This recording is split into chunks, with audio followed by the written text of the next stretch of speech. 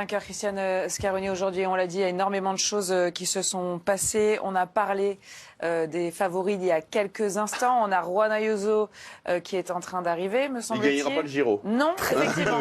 Mais en revanche, minutes. grosse erreur de la part de Jackie. Grosse erreur. J'avais annoncé Ayuso vainqueur du Giro. Non. Et j'ai encore une autre erreur. Oui, il y a une autre erreur. Regardez le classement général, Jackie. Parce que vous avez dit 30 secondes d'écart, c'est 31, Jackie. Ouais. Non, ça va pas du tout. Peut-être regarder Ayuso quand même. 13 minutes, un quart d'heure. J'avais dit 10 minutes. Un quart d'heure par rapport au vainqueur de l'étape. Mais effectivement, Ayuso ne gagnera pas le classement général. Et Ayuso, maintenant, si tant est qu'il arrive à retrouver des jambes, eh ben, il sera un équipier important pour la défense du maillot rose d'Isaac Del Toro. On avait vu les déclarations de Machín Fernández hier. On comprend mieux pourquoi. La chute, rappelez-vous, au genou, il y a quelques temps, ces points de suture qui se seraient enflammés. On avait déjà vu dans le Monte Grappa quelques défaillances de Juan Ayuso. Aujourd'hui, il paye l'addition, il la paye cash. Il avait abandonné le navire aux côtés de Pogačar sur les routes du Tour de France. J'espère qu'une chose, c'est qu'il ne va pas abandonner le navire, parce que je crois qu'Isaac Del Toro aura besoin de lui. Et il y a peut-être une partie de sa carrière qui est en train de se jouer à Ayuso là, en ce moment. Sa carrière chez UAE en tout cas. Oui. Le classement général, messieurs, on le regarde avec Isaac Del Toro effectivement en tête, 26 secondes devant Yates, 31 secondes devant Carapaz. Derrière, on retrouve Derek G. Et dans la suite, on a ce petit top 10 où tout peut se jouer. La très bonne opération de Storer, regardez, qui gagne 5 places, et gagne Bernal Sacros et Giulio Pellizzari. Giulio Pellizzari était très loin ce matin. Le Giulio Pellizzari est à 4 minutes 36. Imaginez, Roglic est parti. Bon, Pellizzari c'est long, 4 minutes 36.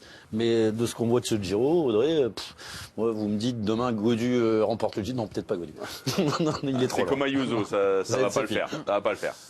Non mais on a vu cette équipe Red Bull Bora qui s'est mis à rouler avec un Nico Denz. On s'est un peu demandé pourquoi à un moment donné. Puis j'ai lancé pour que Pellizzari gagne l'étape aujourd'hui. Il était pas loin Pellizzari, troisième de l'étape. Il a lâché à la pédale tout le monde. Il a lâché à la pédale tout le monde et je pense que demain on va le revoir dans l'échappée Pellizzari. On va le revoir à l'attaque. Parce qu'il y a encore des places à aller gratter pour l'Italien. Et c'était probablement le meilleur équipier, Jackie, pour Primož Roglič. Depuis le départ de ce Giro, on parle de l'avenir de Ayuso, qui lui est encore jeune chez UAE et qui a un contrat jusqu'en 2028. On peut se demander quel sera l'avenir de Roglič, maintenant sur les grands tours, avec un Pellizzari qui aura forcément des envies d'être leader dans les années à venir. Lui, c'est la jeunesse, Roglič a 35 ans. Ouais, parce que Pellizzari, on se souvient, l'aide qu'il avait donné à Primož Roglič sur les routes d'Estrade Bianche. Roglič tombe. Ah, c'est déjà tombé. Roglič crève. Et c'est Pellizzari qui sauve Primož Roglič d'un naufrage sur les routes de Sienne. On l'attendait peut-être pas trop sur l'Estrade Bianche. On l'attendait sur les étapes de montagne. Et aujourd'hui, il a montré qu'il était parmi les meilleurs grimpeurs de ce Giro. Il est remonté au général. Mais je pense que Scaroni a ouvert le compteur succès pour l'Italie aujourd'hui. Pellizzari, il aimerait bien également mettre son nom sur la ligne des vainqueurs italiens de ce Giro. Ils l'ont bien fait parce qu'ils ont fait un triplé. À l'arrivée aujourd'hui, Scaroni, Fortunato, Pellizzari, 1, 2, 3 et Viva Italia. Soleil. À 7 km déjà, il y a eu beaucoup d'attaques des favoris évidemment. Il y a eu celle à 7 km avec Yates, Del Toro, Carapaz. On a eu beaucoup de choses. En tout cas, ça a été très animé. Derek G qui les a rejoints.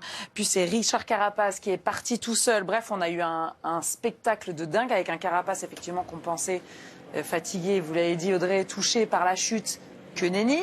Il était là, il est bien en place, il est troisième du général désormais. Il y a eu une énorme bagarre. Est-ce qu'Isaac Del Toro, là aujourd'hui, il a montré vraiment des signes de faiblesse, selon vous, Jackie? Ah oui. Non, mais comme je disais, il est encore tout jeune, c'est son deuxième grand tour. Il n'a jamais été dans cette position d'enchaîner des cols pour le classement général. C'était le premier gros test. Et le test, il n'est pas mauvais pour Isaac Del Toro. Oui, il a perdu du temps sur Richard Carapaz. Oui, il a perdu du temps sur Simon Yates. Mais il est toujours maillot rose. Mais voilà, c'est ce que je craignais. C'était l'enchaînement des cols. Et en plus, il a été malmené par Carapaz, malmené par Simon Yates. Mais c'est vrai qu'il y a 48 heures, lorsqu'il a été attaqué de partout dans le Monte Grappa, par les Bernal, par les Carapace, on a l'impression qu'il tremblait pas. Il revenait facilement dans la roue. Et là, à grande surprise, à un peu moins de 5 km de l'arrivée, volontairement, il ne suit pas l'attaque de Carapace, mais involontairement, il est lâché par Simon Yates.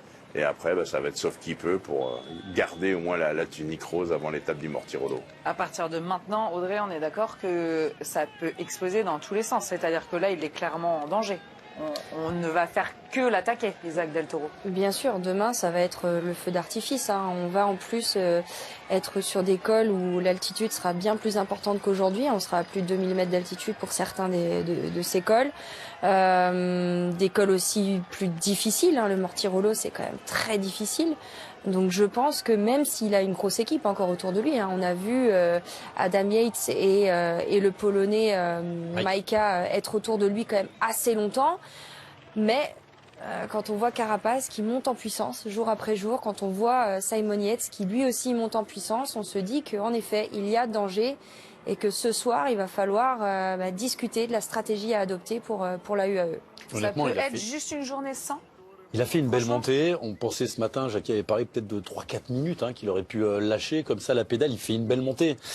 Mais la courbe s'est inversée. La courbe s'est inversée. La fatigue va jouer maintenant et il va avoir du mal pour moi à conserver sa position et même une place sur le podium.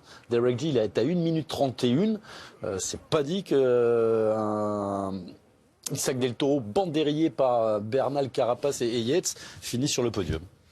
Imaginez demain Isaac Del Toro dans la même position qu'Ayuso. Il peut perdre 10 ou 15 minutes demain. Vous imaginez, chez UAE, on est arrivé avec 4 leaders, 4 coureurs capables de monter sur le podium et peut-être que demain soir, on n'en aura plus un. C'est envisageable.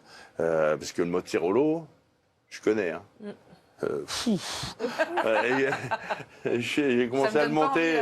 J'ai commencé à le monter en 92. J'ai fini hier soir. Tellement c'est dur et c'est long. Il y en a un qui est déjà épuisé aujourd'hui. C'est Richard Carapace. On l'écoute.